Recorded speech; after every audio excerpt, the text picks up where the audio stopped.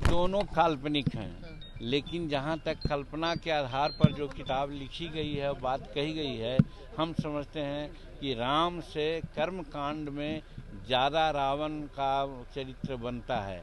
राम कभी गुर्बत में होते थे तो इनके लिए अलौकिक कुछ सेवाएं आती थी और रावण के लिए कुछ नहीं आता था।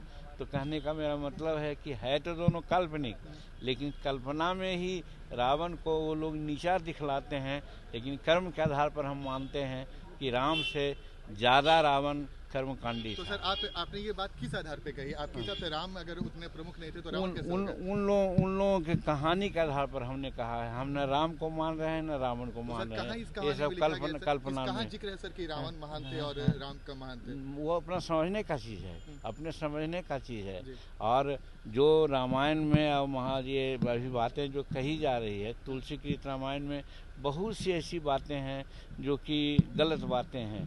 हालांकि कि वो महावती रामचरितमानस बहुत अच्छी किताब है, उसमें बहुत सी अच्छी उक्तियाँ हैं, लेकिन जो रामायण थी, रामायण को वाल्मीकि रामायण जी ने लिखा था। वाल्मीकि की पूजा क्यों नहीं लोग करते हैं, क्यों तुलसी की पूजा करते हैं? ये सब इधर आकर के जो मनुवादी व्यवस्था वाले लोग हैं वो विभेद कर दिया है, और विभेद करने के बाद वो सुपरमेसी शो किया है।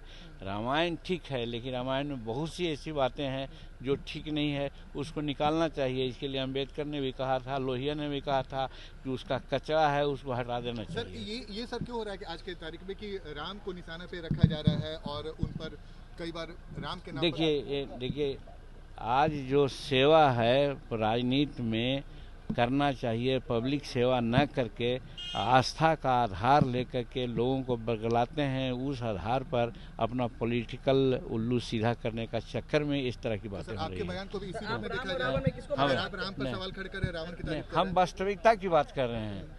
राहुल संस्कृत्यायन ने भी कहा था कि राम काल्पनिक आदमी है।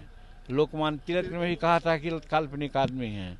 और डिस्कवरी ऑफ इंडिया में भी कहा था। तो वो लोग ब्राह्मण थे, कहे थे तो कुछ नहीं, और हम कह रहे हैं तो लोगों को दिख रहा है।